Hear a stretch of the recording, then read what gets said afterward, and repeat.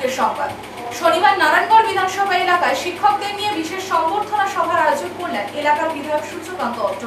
এদিন বেতা গঙ্গাধর একাডেমিতে বিধানসভা এলাকার শিক্ষক শিক্ষিকারা উপস্থিত ছিলেন। তাদের হাতে উপহার সামগ্রী তুলে দেওয়া হয়। শনিবার নারায়ণগড় বিধানসভা এলাকায় শিক্ষকদের নিয়ে বিশেষ সংবর্ধনা সভার আয়োজন করলেন এলাকার বিধায়ক সূর্যকান্ত অত্র। এদিন বেলদা গঙ্গাধর একাডেমিতে বিধানসভা এলাকার শিক্ষক শিক্ষিকারা উপস্থিত ছিলেন। তাদের হাতে উপহার সামগ্রী তুলে দেওয়া হয়। বৃহস্পতিবার শিক্ষক দিবস থাকলেও সেই দিন নানা অনুষ্ঠান থাকায় সেই দিন আর এই সংবর্ধনা সভা করা যায়নি। তাই দুদিন পরে বিধানসভা এলাকার শিক্ষকদের সংবর্ধনা দিলেন। পাশাপাশি বক্তব্যে তুলে ধরেন, যারা সরকার বিরোধী প্রচার করছেন তারা যেন যেভাবে বিরোধী প্রচার করছেন সেইভাবে সরকারের সাফল্যের দিকটা তুলে ধরুন। আজ শিক্ষকরাই সমাজের মেরুদণ্ড, তাদের কাছে মানুষ অনেক কিছু আশা করেন, কিন্তু বর্তমান সমাজ ব্যবস্থায় শিক্ষা তেমনভাবে পাচ্ছেন না গ্রামের ছাত্রছাত্রীরা। স্কুল ছুটের সংখ্যা বাড়ছে, তাই যাতে শিক্ষকরা নিজের বাড়ির ছেলেদের যেভাবে দেখেন সেইভাবে বিদ্যালয়ের সকল ছাত্রছাত্রীদের দেখার কথা বলা হয় এই দিনের সভা থেকে।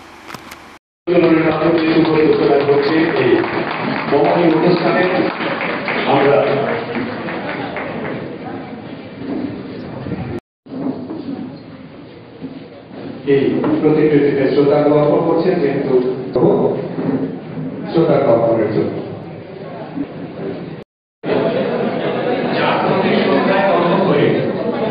আমরা সকল শিক্ষক সম্মানিত হই। যাকে কেন্দ্র করে শিক্ষক দিবস উদযাপিত হয়, যার জন্মদিন আমাদের সকলের প্রতিকৃতি, আমাদের সকলের শ্রদ্ধা ভারতবর্ষের থেকে যাবে। আপনি একজন মাস্টার ছেলে মেয়েদের মধ্যে একটা স্বপ্ন তৈরি করতে। আমি বলছি না সবাই চাকরি পাবে, সবাই শিক্ষক, সমাজেও তো কাজ করতে গেলে তাকেও তো যোগ্য একজন ব্যক্তিত্ব হয়ে গড়ে উঠতে হবে। যোগ্য ব্যক্তিত্ব গড়ে উঠতে না পারলে পরে তার জীবনে সে লক্ষ্যে পৌঁছাতে পারবে। গত পরশু দিনে একটা ছেলের সঙ্গে আমার পরিচয় হলো। এই আহ্বান আপনাদের কাছে আমি রাখছি এবং ধন্যবাদ জানাবো আমাদের সম্মানীয় বিধায়ককে। এরকম একটা উদ্যোগ মেরুদণ্ড সোজা করে দাঁড় করাতে পারি, একটা সুন্দর মানুষের অভয় দিতে পারি। তার চেতনা, তার বিচার বিবেচনা সব ক্ষেত্রে একটা যেন অগ্রণী ভূমিকা দিতে আমরা সহযোগিতা করি, এই ইচ্ছা প্রকাশ করে। এবং আমাদের কাছে যেগুলো দায়িত্ব রয়েছে, আপনারা সকলের শিক্ষক, আপনারা জানেন আমাদের সত্যি অনেক দায়িত্ব নিতে হয়। সর্বোপরি সব কাজের দায়িত্বের উপরে রয়েছে ছাত্রদের দায়িত্ব। সেটা যদি আমরা সঠিকভাবে অন্তর দিয়ে আন্তরিকতার সাথে পালন করি, আমার মনে হয় আজকে যে সম্মান আমরা পাচ্ছি তা যথাযথ হবে। এবং নিজেকে কখনো আত্মগ্লানিতে ভুগতে হবে না যে আমি সম্মানটা নিলাম, সম্মান পাওয়ার যোগ্য তো। তাই সেই পথে আমরা এগোবো। সময় খুবই কম, অনেকের। কালো কাঁচখেরা গাড়িতে অপহরণের পর 48 ঘন্টা ধাবায় আটকে রেখে অত্যাচার। শেষমেশ গলায় ভোজালি ঠেকিয়ে 50 লক্ষ টাকা মূল্যের জমি রেজিস্ট্রি করে নিলেন তৃণমূল নেতা। কালো কাঁচখেরা গাড়িতে অপহরণের পর 48 ঘন্টা ধাবায় আটকে রেখে অত্যাচার। শেষমেশ গলায় ভোজালি ঠেকিয়ে 50 লক্ষ টাকা মূল্যের জমি রেজিস্ট্রি করে নিলেন তৃণমূল নেতা। শহীদ মাতঙ্গিনী ব্লকের মিলননগর সংলগ্ন ঘোড়াঠাকুরিয়া মৌজায় 16.5 শতক জমি রেজিস্ট্রি করে নেওয়া হচ্ছে। ওই জমির আনুমানিক মূল্য 50 লক্ষ টাকা। 2016 থেকে 23 টার্মের প্রাক্তন গ্রাম পঞ্চায়েত প্রধান তথা শহীদ মাতঙ্গিনী পঞ্চায়েত সমিতির তৃণমূলের সদস্য তারকনাথ জানা ওই ঘটনার প্রধান অভিযুক্ত। ওই নেতা তার স্ত্রী মনিকা জানার নামে ওই জমি রেজিস্ট্রি করিয়েছেন বলে অভিযোগ। করোনা পরিস্থিতির আগেও নামমাত্র টাকায় তারকনাথ 10 শতক জমি রেজিস্ট্রি করে নিয়েছিলেন বলে জমির মালিক আত্মরঞ্জন জানা পুলিশকে জানিয়েছেন। 21শে আগস্টের ঘটনায় তারকনাথ তার স্ত্রী সহ মোট 7 জনের বিরুদ্ধে তমলুক থানায় এফআইআর করেছেন আত্মরঞ্জন বাবু। তমলুক থানার আইসি সুভাষচন্দ্র ঘোষ বলেন, মোট 7 জনের বিরুদ্ধে এফআইআর হয়েছে। গোটা ঘটনা তদন্ত শুরু হয়েছে। তমলুকের বিধায়ক সৌমেন মহাপাত্র বলেন, জোর করে জমি নেওয়ার মতো কোনো ঘটনা ঘটলে দল একেবারে তা বরদাস্ত করে না। গোটা ঘটনায় পুলিশি তদন্ত হোক, দোষী হলে আইনানুগ পদক্ষেপ নেওয়া হবে। 10 ডিসমেল জায়গা আমার বসত ঢিপা। উনি হচ্ছে যে ওই রকম ধরনের চক্রান্ত করে তারকনাথ জানা কবে 2020 সালের 3-4 মাসের দিকে বোধহয় সম্ভবত হবে, সেটা পেপার আছে। ওরকম ধরে প্রহসন করে তারক জানা ওইরকমভাবে হুমকি দিয়ে নিয়ে নেয়। কত ডিসমেল জায়গা? ওটা 10 ডিসমেল জায়গা। কত টাকা মূল্য হতো ওটা? ওটার মূল্য 30 লাখ টাকা। আপনাকে টাকা দিয়েছিল? না, কোনো টাকা দেয়নি, 1 পয়সাও দেয় না। তারপর আবার এই আশু 19শে আগস্ট, প্রায় 4 বছর 5 বছর মাথায় 19শে আগস্ট ওইরকম ঠিক একটা উনিই কাস্টমার পাঠিয়েছিলেন মূলত। এখন যা বোঝা যায়, কাস্টমার আমাকে রাধামণি ডাকে, রাধামণিতে আসি আমি এবং অরুণকে ডাকি। আমার আরো জমি বিক্রি করবেন বলে করেছিলেন? হ্যাঁ হ্যাঁ, আর কত জমি বিক্রি? আরো 16.5 ডিসমেল বিক্রি। মেডিকেল কলেজের র্যাগিং ভিডিওর পর মেদিনীপুর কলেজে ছাত্রীকে কর্মচারীর উত্ত্যক্ত, হোয়াটসঅ্যাপ মেসেজ জানিয়ে চাঞ্চল্য মেদিনীপুর কলেজে। মেডিকেল কলেজের র্যাগিং ভিডিওর পর মেদিনীপুর কলেজ ছাত্রীকে কর্মচারীর উত্ত্যক্ত, হোয়াটসঅ্যাপ মেসেজ জানিয়ে চাঞ্চল্য মেদিনীপুর কলেজে। এক আরজি কর নিয়ে উত্তাল গোটা রাজ্য, দেশ বিদেশ। এরই সঙ্গে মেডিকেল কলেজ পড়ুয়াদের কর্মবিরতি আন্দোলন অব্যাহত। অন্যদিকে এবার বিপ্লবীর শহর মেদিনীপুর কলেজের এক অশিক্ষক কর্মচারীর অশ্লীল হোয়াটসঅ্যাপ চ্যাট নিয়ে উত্তেজনা ছড়ালো মেদিনীপুর কলেজে। ঘটনাক্রমে জানা যায়, মেদিনীপুর কলেজের এক ফার্স্ট ইয়ারের ছাত্রীকে রীতিমতো দিনের পাশাপাশি রাতে হোয়াটসঅ্যাপ চ্যাট করত এই কলেজেরই সত্যরঞ্জন দাস নামে এক অশিক্ষক কর্মচারী। ডেলি বেসিসে নিযুক্ত এই ডাটা এন্ট্রি কর্মচারী হোয়াটসঅ্যাপের চ্যাটে ছাত্রীর বিভিন্ন বিষয় নিয়েও জানতে চাইত, সেই সঙ্গে তাকে উত্ত্যক্ত করত বলে অভিযোগ। এই ঘটনায় ওই ছাত্রী তার ক্লাসের শিক্ষক শিক্ষিকাকে ঘটনা বলে, জানিয়ে রীতিমতো কলেজ কর্তৃপক্ষেও তারা দৃষ্টি আকর্ষণ করে। যদিও এই নিয়ে কলেজ কর্তৃপক্ষ ওই অশিক্ষক কর্মচারীকে ছুটিতে পাঠিয়ে দেয়, কিন্তু বাদশাদে সম্প্রতি ওই কর্মচারীকে পুনরায় নিয়োগ করে। তার নিয়োগের পরই রাস্তায় আন্দোলনে বসে পড়ে বাম ছাত্র সংগঠন এসে ভাই। তারা রীতিমতো আন্দোলন করে দাবি করে অবিলম্বে ওই কর্মচারীকে শাস্তি দিতে হবে এবং কলেজে কোনো চাকরিতে রাখা যাবে না। সেই ঘটনায় উত্তপ্ত পরিবেশ সৃষ্টি হয় কলেজে। যদিও এই সংগঠন এবং স্টুডেন্টদের পাশাপাশি সরব হয়েছে কলেজেরই একাংশ শিক্ষিকা ও শিক্ষকেরা। তারাও রীতিমতো অভিযোগপত্র জমা দিয়েছেন মেদিনীপুর কলেজের দায়িত্বে থাকা অধ্যাপককে। মেদিনীপুর কলেজের গ্রিভান্স সেল এবং মহিলা স্টুডেন্টদের সুরক্ষার জন্য গঠিত হওয়া বিভিন্ন কমিটি তারা তাদের অভিযোগপত্রে উল্লেখ করেছেন যাতে অবিলম্বে ওই কর্মচারীর দৃষ্টান্তমূলক শাস্তি হয়। জানিয়ে ফের আরেক আরজি করের ছায়া মেদিনীপুর কলেজে ফুটে উঠল এই দিন। যদিও এই ঘটনায় খতিয়ে দেখার আশ্বাস টিচার্স ইনচার্জ অধ্যাপকের।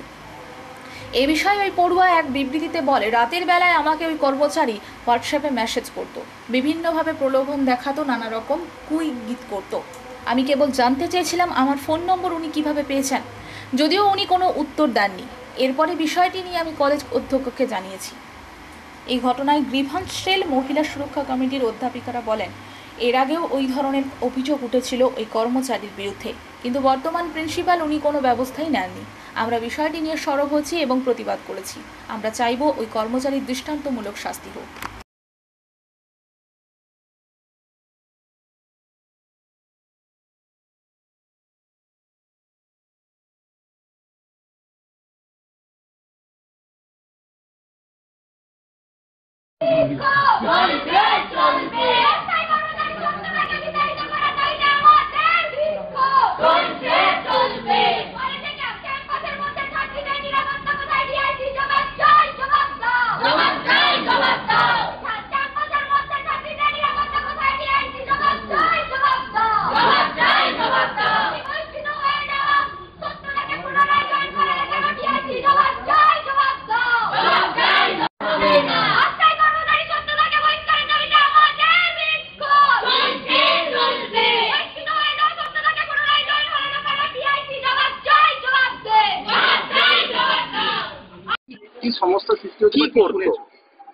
আসলে বিভিন্ন কলেজের যে ছাত্রীরা ছিলেন তাদেরকে বিভিন্ন রকম মেসেজ করতেন এবং মেসেজের যে স্ক্রিনশট এগুলো আমাদের কাছে আছে। তো একজন কলেজের নন টিচিং স্টাফ হঠাৎ করে অচেনা একজন ছাত্রীকে কেন মেসেজ করবে, তাতে ছাত্রীরা ভয় পেয়ে যাচ্ছে। কি করতো? মেসেজে বিভিন্ন রকম ভাবে উত্তক্ত করার চেষ্টা করতো। তো এবারে তারা ভয় পেয়ে আমরা যেহেতু দিদিরা আছি আমাদেরকে জানায় তারা কথাটা, এবং সেই হিসেবে আমরা এসএফআইগতভাবে একটা অ্যাপ্লিকেশন দিই কলেজে টিআইসির কাছে। তারপরে উনি বরখাস্ত হন, কিন্তু পুনরায় আমরা দেখতে পাই আগামীকাল ওনাকে আবার জয়েন করা হয়েছে ইলেকট্রনিক্স বিভাগে। তো টিআইসির বক্তব্য ওনাকে ডিপার্টমেন্ট বদলিয়ে দিলেই হয়তো তার যে দোষ সেটা ঢাকা পড়ে যাচ্ছে। তো আমাদের ওনার কাছে দাবি ছিল যে কিভাবে একটা বাংলা ডিপার্টমেন্ট থেকে ইলেকট্রনিক্স ডিপার্টমেন্টে চলে যাওয়া মানে সে অভিযুক্ত নয়, এটা কিভাবে উনি দাবি করছেন। আর ওনাকে পুনরায় উনি যেটা বলছেন যে কারো চাপে পড়ে উনি আবার তাকে এই কলেজে বহাল করেছেন, তো কাদের চাপে পড়ে উনি বহাল করেছেন আর কেনই বা হঠাৎ করে উনি বহাল করলেন কিছুদিনের সাসপেন্ডের পর, এটার তো কোনো সুরাহা হলো না। আর উনি যে পুনরায় কোনো ছাত্রীকে এরকম ভাবে উত্ত্যক্ত করবেন না সেটার কি গ্যারেন্টি টিআইসি দিতে পারবেন? নয়, আমরা সিনিয়র টিচাররা ছিলেন, একজন ইন্টারনাল জিবি মেম্বার আছেন, টিচার্স কাউন্সিল সেক্রেটারি আছেন, অনেকে মিলেই আমরা এটা দিয়েছি। হ্যাঁ, এটা দেওয়ার উদ্দেশ্য ছিল যে আমরা শুনেছি এবং আমরা কিছুটা দেখেওছি কয়েকটা কমপ্লেন আমাদের একজন ক্যাজুয়াল স্টাফের এগেনস্টে জমা পড়েছে বেশ কিছুদিন আগে, অন্তত 15 দিনের বেশি হবে, এবং সেটা শুনেছিলাম। সেই কারণে তাকে কলেজে কিছু সময়ের জন্য আসা তাকে বারণ করেছিল অথরিটি থেকে, কলেজ অথরিটি। এবং গতকাল আমরা শুনেছিলাম যে তাকে কোথাও ডিউটি রিজিউম করতে বলা হয়েছে। প্রথমত যে এই ধরনের কমপ্লেন কোনো স্টাফের এগেনস্টে আমি যতদিন এই কলেজে আছি, আমি 2008 থেকে আছি, আমি কখনো শুনিনি। এবং গ্রিভেন্স সেলের কনভেনার মেম্বার হিসেবে আমি বেশ কনভেনার হিসেবে আছি আমি 23 সালে আমাদের একজন সিনিয়র প্রফেসর রিটায়ার করার পর, কিন্তু আমি কখনো সেলে থাকাকালীন শুনিনি যে এই রকম কোনো অভিযোগ এসছে। অভিযোগটা একটু গুরুতর। এবং দ্বিতীয় কথা হচ্ছে যে আমাদের ইন্টারনাল এক্সামিনেশন শিডিউল আছে, এবং এক্সামিনেশন যখন চলে তখন স্টুডেন্টরা তাদের পরীক্ষা দিতে আসে, ক্লাস করে না, এবং আমরাও পরীক্ষা নিয়ে ব্যস্ত থাকি, কোয়েশ্চেন সেট ইত্যাদি। মানে কমপ্লেনে কি থাকছে, কি কমপ্লেনে কি মানে কি অভিযোগটা, গুরুতর অভিযোগটা? গুরুতর অভিযোগটা হচ্ছে আমাদের ওই স্টাফের এগেনস্টে যে সে স্টুডেন্টদেরকে রাত্রেবেলা অসময়ে ইনঅ্যাপ্রোপ্রিয়েট টাইমে মেসেজ করে, এবং সেই মেসেজে এমন হতে পারে যে কেউ সেটা পছন্দ করে, কিন্তু তারা যখন বলছে আমরা পছন্দ করছি না তারপরেও মেসেজ করছে, এই নেচারের কমপ্লেন। কিন্তু যে কমপ্লেনটা জমা পড়েছে সেটা কিন্তু আমি চোখে দেখি। একটা লিখিত অভিযোগ আমি পেয়েছি আমাদের গ্রিভেন্স সেল থেকে, আমাদের ম্যাডামরা দিয়েছেন এখানে আমাদের। তো আমরা আমাদের যে ডিআরডব্লিউ স্টাফ যাকে নিয়ে সমস্যা হয়েছিল আপনাদের ইতিপূর্বেই বলেছি, আপাতত যিনি এখন ছুটিতে আছেন, আমরা এই আইসিসি যে ইন্টারনাল কমপ্লেন সেল এখানে আমরা নিয়ে যাব। তবে যা সিদ্ধান্ত হবে তারপরে আমরা গভর্নিং বডিতে নিয়ে যাব।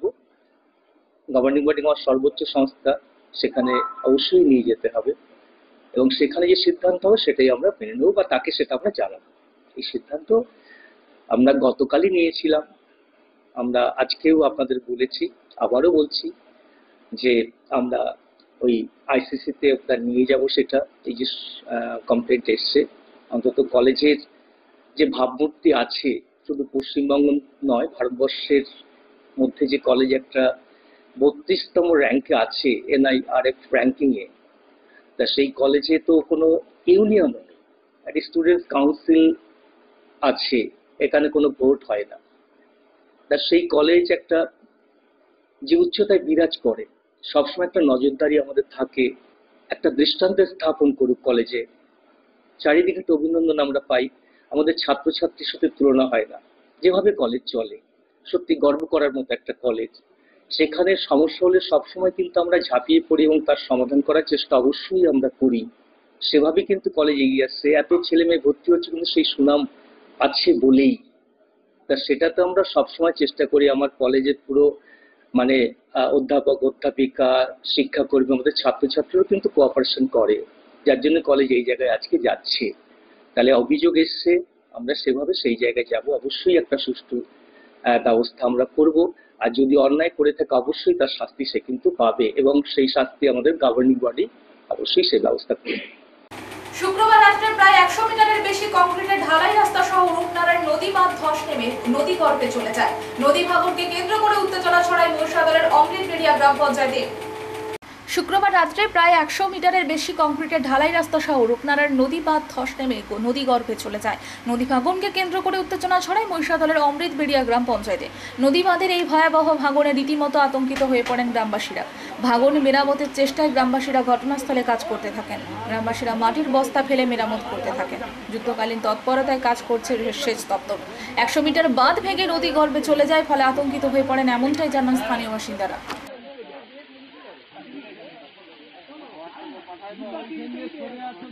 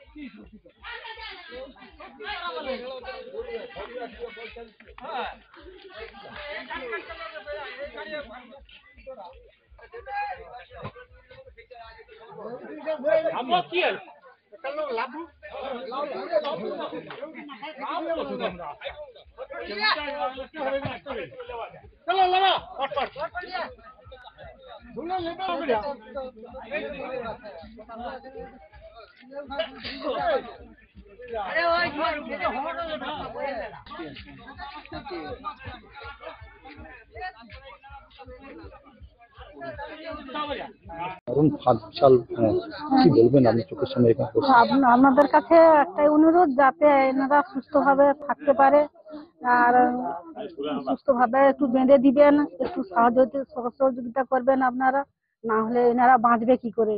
আর এনাদের তো কোনো আর্থিক অবস্থা সেরকম কিছু নেই, কারণ এই অনেক কষ্টে বাড়িটা করছে, এই বাড়িটার মধ্যেই মোটামুটি থাকতো। ছেলে এখন ছোট, ধরো 28-30 বছরের, সে আর কি কাজ করবে। আর এই যাতে বাঁধটা ভালোভাবে বাঁধা হয় সেই চেষ্টা আপনারা করুন। দেখে কি মনে হচ্ছে যে বাঁধ তাড়াতাড়ি ভেঙে আরো বেশি জল ঢুকতে পারে? মনে হচ্ছে তো আগে থেকে অনেকটাই। আবার এই পাশে আমরা যখন আসি, এইগুলো ছিল নি ফাটগুলো, এইগুলো আবার তো ফেটে ফেটে গেছে, জল ঢুকে যেতেও পারে। নদীর মহিমা আমরাও কি কিছু বলতে পারবো? জলের শক্তি যা, আমরা কিছু করতে পারবো? আপনাদেরকে চেষ্টা করতে হবে যাতে নদী বাঁধটা যাতে ভালো করে বাঁধা হয়, যা এরা সুস্থভাবে যেন থাকতে পারে। এটাই আপনাদের কাছে অনুরোধ। আপনার নাম? আমার নাম নবনীতা সামন্ত। আরজিকরের ঘটনার প্রতিবাদে দোষীদের দৃষ্টান্তমূলক শাস্তির দাবিতে সুস্থ সংস্কৃতি সমাজ গড়ে মিছিল করল নারায়ণগঞ্জের চক মুকুন্দ বাসন্তী বিদ্যাপীঠের ছাত্রছাত্রীরা। এলাকার কিছু শিক্ষক শিক্ষিকা উপস্থিত ছিলেন। ম্যানেজিং কমিটির তীব্র বিরোধিতাকে ছাত্রছাত্রীরা উপেক্ষা করে এই মিছিলে অংশগ্রহণ করে। তোমরা গর্জন করো, তোমাদের মেয়েরা হচ্ছে বড়, কোটি বাঙালি একই রব, justice for RG Kar. Justice justice justice for RG Kar. এই দাবিতে এই মিছিল চলছে, চলবে চলবে। I want justice, I justice, I want justice, they want justice, justice for RG Kar, justice for RG Kar. বীরত্তমার বিচার চাই, বিচার চাই, বিচার চাই। ছাত্রছাত্রীদের একই রব, জাস্টিস ফর আরজিকর। ঝাড়গ্রাম থানার পুলিশকে অভিনন্দন ও শুভেচ্ছা জানালেন এলাকার বাসিন্দারা। আরজিকরের ঘটনা নিয়ে পুলিশকে উদ্দেশ্য করে বিভিন্ন স্লোগান দেওয়া হচ্ছে। ঠিক সেই সময় ঝাড়গ্রাম থানার পুলিশের অন্য ছবি দেখল অরণ্য সুন্দরী ঝাড়গ্রাম। ঝাড়গ্রাম থানার পুলিশকে অভিনন্দন ও শুভেচ্ছা জানালেন এলাকার বাসিন্দারা। আরজিকরের ঘটনা নিয়ে পুলিশকে উদ্দেশ্য করে বিভিন্ন স্লোগান দেওয়া হচ্ছে। ঠিক সেই সময় ঝাড়গ্রাম থানার পুলিশের অন্য ছবি দেখল অরণ্য সুন্দরী ঝাড়গ্রাম। পুলিশ স্বপন বোস নামে এক ব্যক্তিকে উদ্ধার করে ঝাড়গ্রাম জেঠথানা মোড় এলাকা থেকে। কলকাতার শ্যামনগরের বাসিন্দা স্বপন বোস বাড়ি থেকে বেরিয়ে যান গত 2 মাস আগে, কিন্তু তিনি বাড়ি বেরিয়ে যাননি। তিনি মানসিক ভারসাম্যহীন ছিলেন। বিভিন্ন জায়গায় ঘোরাঘুরি করতে করতে ঝাড়গ্রামে এসে পৌঁছান তিনি। শুক্রবার রাতে ঝাড়গ্রাম শহরে পুলিশ পেট্রোলিং করার সময় এই ব্যক্তিকে দেখতে পায়। তাকে পুলিশ জিজ্ঞাসাবাদ করলে তার কথা ঠিকঠাক মিল না থাকায় তাকে উদ্ধার করে পুলিশ ঝাড়গ্রাম মেডিকেল কলেজ ও হাসপাতালে নিয়ে গিয়ে ভর্তি করেন। এরপরেই তার সাথে কথা বলে তার পরিবার এবং তার নাম জানতে পারেন ঝাড়গ্রাম থানার পুলিশ। বিভিন্ন মাধ্যম ধরেই তার পরিবারের সাথে যোগাযোগ করে পুলিশ তার পরিবারকে বিষয়টি জানান। খবর পেয়ে শনিবার তার পরিবারের লোকেরা কলকাতা থেকে ঝাড়গ্রামে আসেন। ঝাড়গ্রাম হাসপাতালে গিয়ে তার সাথে কথা বলেন পরিবারের লোকেরা। এরপর ওই ব্যক্তিকে তার পরিবারের লোকেদের হাতে তুলে দেন ঝাড়গ্রাম থানার পুলিশ। প্রায় 2 মাস ধরে বাড়ি থেকে নিখোঁজ হয়ে যাওয়া স্বপন বোসকে ফিরে পেয়ে খুশি তার পরিবারের লোকজনেরা। তাই তার পরিবারের লোকেরা ঝাড়গ্রাম থানার পুলিশের এই মানবিক মুখ দেখে খুশি। সেই জন্য তারা ঝাড়গ্রাম থানার পুলিশকে ধন্যবাদ ও শুভেচ্ছা জানান। সেই সঙ্গে ঝাড়গ্রাম থানার পুলিশের এই মানবিক কাজে খুশি ঝাড়গ্রাম শহরের বাসিন্দারা।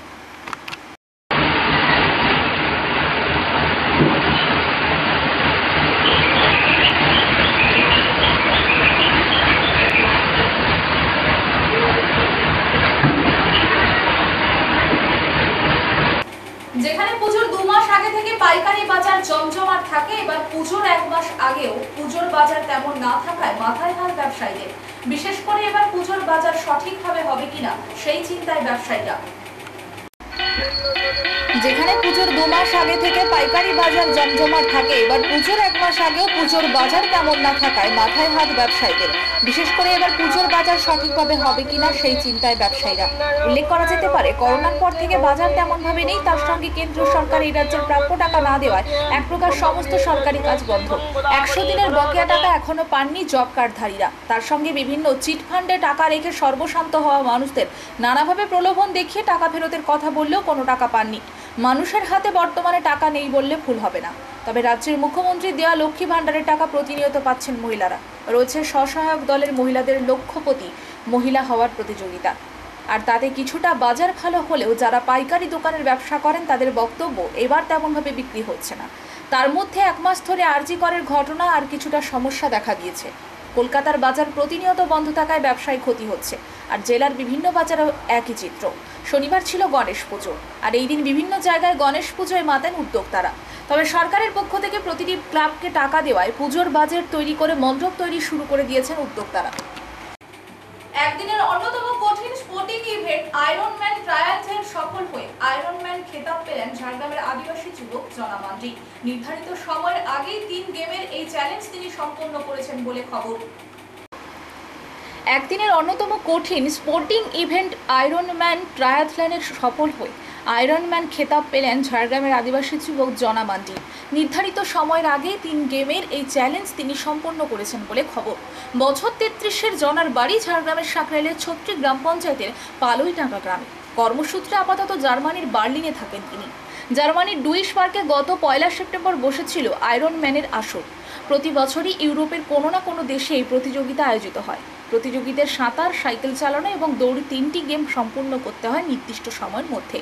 অংশগ্রহণকারীকে প্রথমে 1.9 কিলোমিটার সাঁতার, দ্বিতীয় ভাগে 90 কিমি সাইকেল চালানো এবং শেষে 21.1 কিমি দৌড়তে হয়। সব মিলিয়ে 113 কিলোমিটার কভার করতে হয় 8 ঘন্টা 30 মিনিটে, এবং তা করা গেলেই মেলে আয়রনম্যান খেতাব। ছোটবেলায় দেখা এই খেতাব পাওয়ার স্বপ্ন পূরণে স্বাভাবিকভাবেই খুশি জনা। কিন্তু স্বপ্নটার সূত্রপাত কিভাবে, প্রথম কোথায় জানলেন এই ইভেন্টের কথা? জনা বলেন, ঝাড়গ্রাম শহরের একটি বেসরকারি ইংরেজি মিডিয়াম স্কুলে পড়াশোনার সময় ছোটবেলার স্বপ্ন পূরণ ঝাড়গ্রামের জনা মান্ডি। প্রতিযোগিতাটার কথা শুনেছিলাম, তখন থেকে এতে অংশগ্রহণের স্বপ্ন দেখি। আর এখন কর্মসূত্রে জার্মানিতে থাকায় স্বপ্ন পূরণের সুযোগটাও পেয়ে যায়। তাতেই বাজিমাত আয়রনম্যান খেতাব তো আমার কাছে স্বপ্নই ছিল, যা পূর্ণ হয়। জনার বাবা ধীরেন্দ্রনাথ রেল পুলিশে কর্মরত ছিলেন, মা শালতী গৃহবধূ এবং দিদি নার্স। সেই পরিবারের ছেলেই সফল হলেন গোটা বিশ্বের অংশগ্রহণকারীদের টেক্কা দিয়ে। প্রতিযোগিতায় 3500 জন যোগ দিয়েছিলেন। আর ভারত থেকে আদিবাসী যুবক রাইন টুতিতে 1.9 কিমি সাঁতার কাটি মাত্র 37 মিনিটে। তারপর 3 ঘন্টা 10 মিনিটে 90 কিলোমিটার পেরোয় সাইকেলে। সবশেষে 21.1 কিমি দৌড়তে নেই 2 ঘন্টা 29 মিনিট। সব মিলিয়ে লাগে 6 ঘন্টা 34 মিনিট 38 সেকেন্ড। ছোট থেকেই খেলাধুলো ও শরীরচর্চায় আগ্রহী জনা। নিজের উদ্যোগে ঝাড়গ্রামের রামচন্দ্রপুরে খেরওয়াল ফুটবল একাডেমি নামে একটি কোচিং সেন্টার খুলে স্থানীয় ছেলেদের প্রশিক্ষণের ব্যবস্থা করেন। একজন কোচও নিয়োগ করেছেন সেখানে। এসবের সঙ্গেই চলেছে পড়াশোনা। মাধ্যমিক দিয়ে চলে যান বেঙ্গালুরুতে। সেখান থেকে উচ্চ মাধ্যমিক পাশ করে সমাজতত্ত্বে অনার্স করেন। তারপর শিলিগুড়িতে একটি বেসরকারি সংস্থায় বছর কয়েক চাকরি। সেই চাকরি ছেড়ে 2017 সালে ইন্টারন্যাশনাল মার্কেটিং নিয়ে MBA পড়তে জার্মানি যান তিনি। MBA শেষে 2021 থেকে বার্লিনের একটি বিনিয়োগ সংস্থায় অপারেশনের ম্যানেজারের কাজ করছেন। প্রথমে বেপটিসে পড়তো, ওখানে 4 পর্যন্ত নার্সারি থেকে। তারপর থেকে এখানে বিকাশ ভারতী আসলো। বিকাশ ভারতী থেকে বিকাশ ভারতী ওই যে এখানে ঝাড়গ্রাম জিতুসলের কাছে যে বিকাশ ভারতী, ওখানে 2 বছর 1 বছরই ছিল মনে হয়। স্কুলটা ভালো নয়, ওখান থেকে চলে গেল ওয়েস্টার্নে। ওখানে 9-10 পর্যন্ত 10 পর্যন্ত করেছে। করার পরে 11-12 গেল বেঙ্গালোরে। ওখানে বেঙ্গালোর থেকে এটা দিল্লিতে কি নিয়ে পড়লো আমি অতটা বলতে পারছি না। দিয়ে ওখান থেকেই ইয়ে করেছে, মানে 11 সালে যাবে বলে তখন অ্যাপ্লাই করেছিল, হয়নি। তারপরে সংবাদ এই পর্যন্ত। নমস্কার।